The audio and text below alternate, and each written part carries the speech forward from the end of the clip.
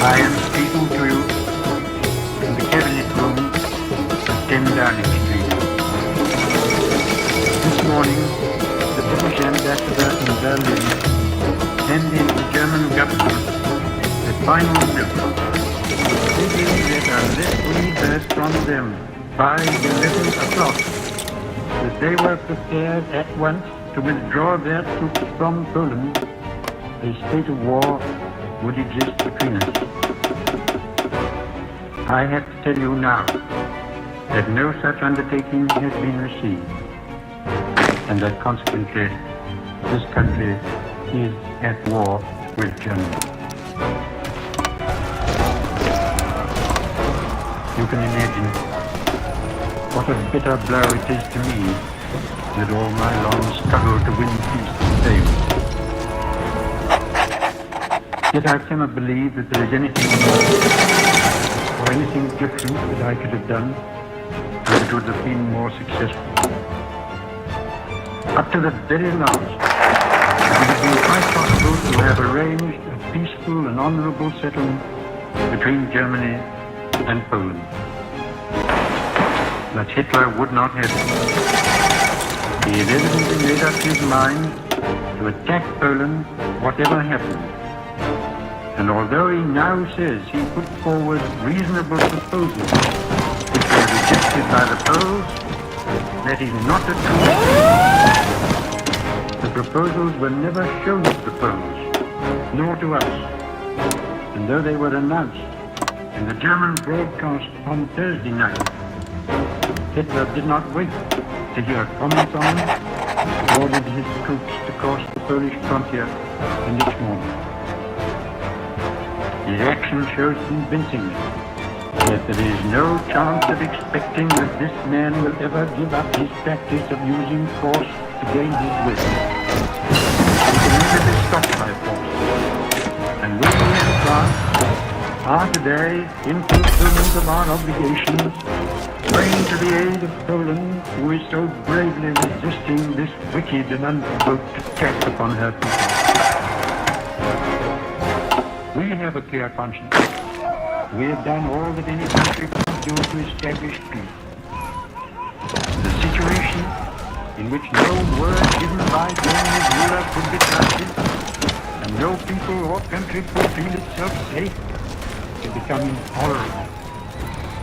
And now that we have resolved to finish it, I know that you will all play your part with calmness and courage.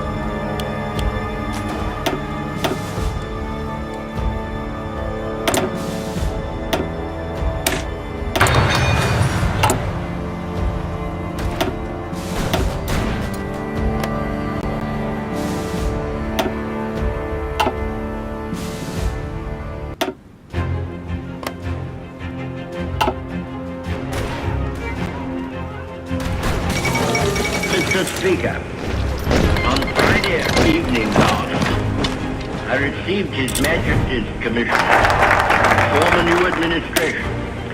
It was the evident wish and will of Parliament and the nation that this should be conceived on the broadest possible basis, and that it should include all parties, both those who supported the late government and also the parties of the opposition. I have completed the most important part of this task. A war cabinet has been formed of 5 members, representing, with the Liberal opposition, the unity of the nation. The 3 party leaders have agreed to serve either in the war cabinet or in high executive office. The 3 fighting services have been filled. It was necessary that this should be done in one single day, on account of the extreme urgency and rigor of events. A number of other key positions were filled yesterday, and I am submitting a further list to His Majesty.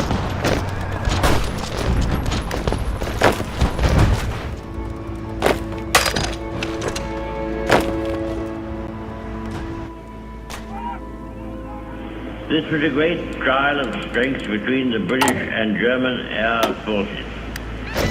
Can you conceive a greater objective for the Germans in the air than to make evacuation from these beaches impossible, and to sink all these ships which were displayed almost to the extent of thousands? Could there have been an objective of greater military importance and significance for the whole purpose of the war than this? They tried hard, and they were beaten back. They were frustrated in their task.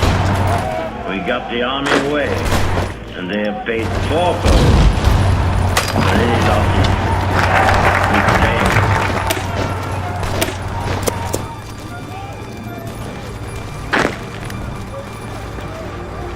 Mr. Speaker, the disastrous military events which have happened during the past fortnight have not come to me with any sense of surprise.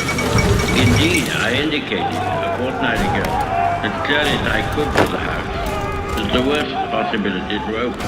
And I made it perfectly clear that whatever happened in France would make no difference to the resolve of Britain and the British Empire to fight on, if necessary for years, if necessary alone. I have thought it right upon this occasion to give the House and the country some indication of the solid, practical ground upon which we base our inflexible resolve to continue the war. There are a good many people who say, never mind, win or lose, sink or swim, better die than submit to tyranny, and such a tyranny. And I do not dissociate myself from them. But I can assure them that our professional advisors of the 3 services unitedly advise that we should carry on the war, and that there are good and reasonable hopes of final victory. We have fully informed and consulted all the self-governing dominions.